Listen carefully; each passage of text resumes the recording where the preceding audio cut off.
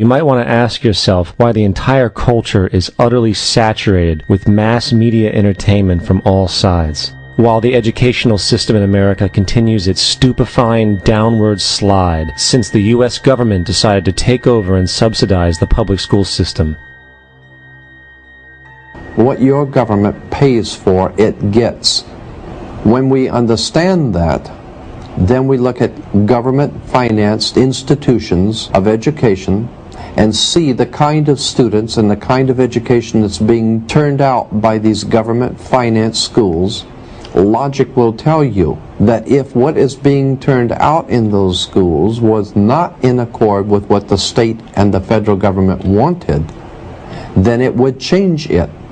The Patriot Act, Homeland Security, the Military Tribunals Act, and other legislations are all completely and entirely designed to destroy your civil liberties and limit your ability to fight back against what is coming. Currently in the United States, unannounced to most brainwashed Americans, your home can be searched without a warrant, without you being home. You can in turn be arrested with no charges revealed to you, detained indefinitely with no access to a lawyer, and legally tortured, all under the suspicion that you might be a terrorist.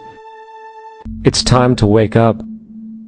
The people in power go out of their way to make sure that you are perpetually misled and manipulated.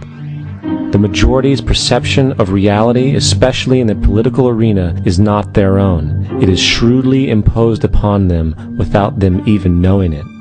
For example, the public at large actually believes the invasion of Iraq is going badly, as sectarian violence doesn't seem to stop. What the public fails to see is that the destabilization of Iraq is exactly what the people behind the government want. This war is to be sustained so the region can be divided up, domination of the oil maintained, continual profits reaped for the defense contractors, and most importantly, permanent military bases established to be used as a launching pad against other oil-bearing, non-conforming countries such as Iran and Syria. The last thing the men behind the curtain want is a conscious, informed public capable of critical thinking, which is why a continually fraudulent zeitgeist is output via religion, the mass media, and the educational system. They seek to keep you in a distracted, naive bubble, and they are doing a damn good job of it. In 2005, an arrangement between Canada, Mexico, and the United States was made. This arrangement, unannounced to the public, unregulated by Congress, merges the United States, Mexico, and Canada into one entity, erasing all borders. It's called the North American Union, and you might want to ask yourself why you've never heard of this. In fact, there is only one mainstream reporter who has actually heard of and has had the courage to cover this issue. The Bush administration's open borders policy and its decision to ignore the enforcement of this country's immigration laws is part of a broader agenda. President Bush signed a formal agreement that will end the United States as we know it, and he took the step without approval from either the U.S. Congress or the people of the United States. It's a deal that few have even heard of. It's being done again by very few people at the very top on behalf of the investment class, but the working class of people, political officials across our country, from communities, from cities and so forth, they don't know anything about this. This isn't some trade agreement. It is a total removal of sovereignty from these countries, which will also result in a completely new currency called the Amero. The American Constitution will eventually be obsolete. You would think that a situation like this would be on the cover of every major newspaper. That is until you realize that the people who are behind this movement are the same people behind the mainstream media, and you are not told what you're not supposed to know. The North American Union is the same concept as the European Union, the African Union, and the soon-to-be Asian Union, and the same people are behind all of them. And, when the time is right, the North American Union, the European Union, the African Union, and the Asian Union will be merged together, forming the final stages of a plan these men have been working on for over 60 years. A one-world government. And if we have learned anything from history, it is that power corrupts, and absolute power corrupts absolutely. This is Aaron Russo, a filmmaker and former politician. To his left is Nicholas Rockefeller of the infamous Rockefeller banking and business dynasty. After maintaining a close friendship with Nicholas Rockefeller, Aaron eventually ended the relationship, appalled by what he had learned about the Rockefellers and their ambitions. got a call one day from an attorney woman I knew, and she said, would you like to meet one of the Rockefellers? I said, sure, I'd love to. And we became friends, and he began to divulge a lot of things to me. So he said to me one night, he said that there's going to be an event there, and out of that event, you're going to see we're going to go into Afghanistan, so we can run pipelines from the Caspian Sea. We're going to go into Iraq to take the oil and establish a base in the Middle East, and we're going to go into Venezuela and try and get rid of Chavez. And the first two they've accomplished. Chavez they didn't accomplish. And he said you're going to see guys going into caves looking for looking for people that they're never going to find. You know, he was laughing about the fact that you have this war on terror. There's no real enemy. He's talking about how by having this war on terror, you can never win it because it's an eternal war. And so you can always keep taking people's liberties away. And I said, how are you going to convince people that this war is real? He said, but the media can convince everybody it's real. I mean, you know, it's just that you keep talking about things. You keep saying it over and over and over again, and eventually people believe it. You know, you created the Federal Reserve in 1913 through lies. You create 9/11, which is another lie. Through 9/11, you're fighting a war on terror, and now all of a sudden you go into Iraq, which was another lie, and now they're going to do Iran.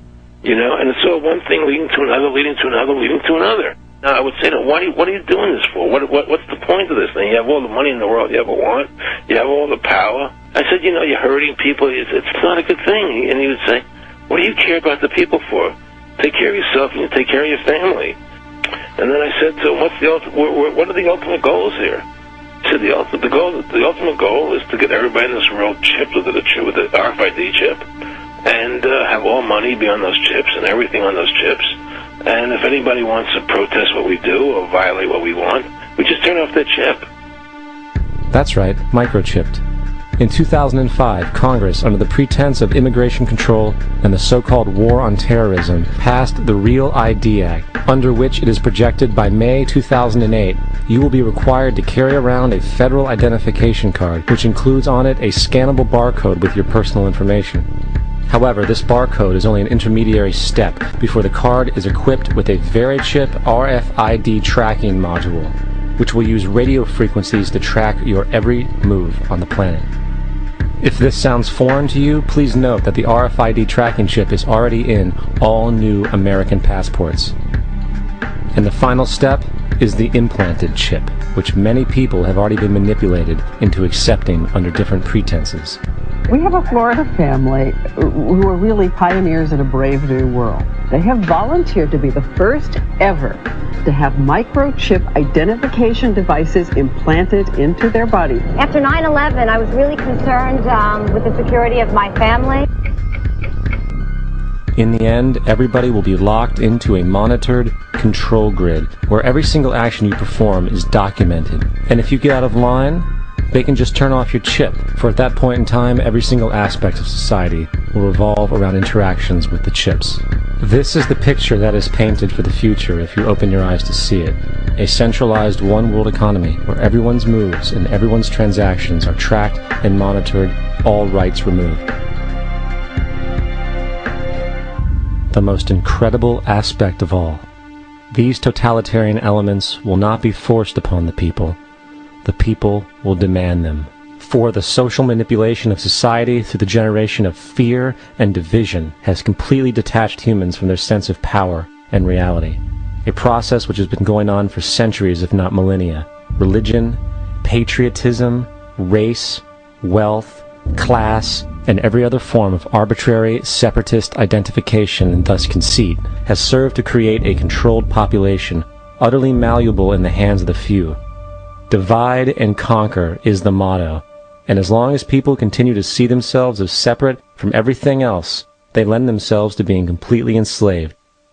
The men behind the curtain know this, and they also know that if people ever realize the truth of their relationship to nature and the truth of their personal power, the entire manufactured zeitgeist they prey upon will collapse like a house of cards.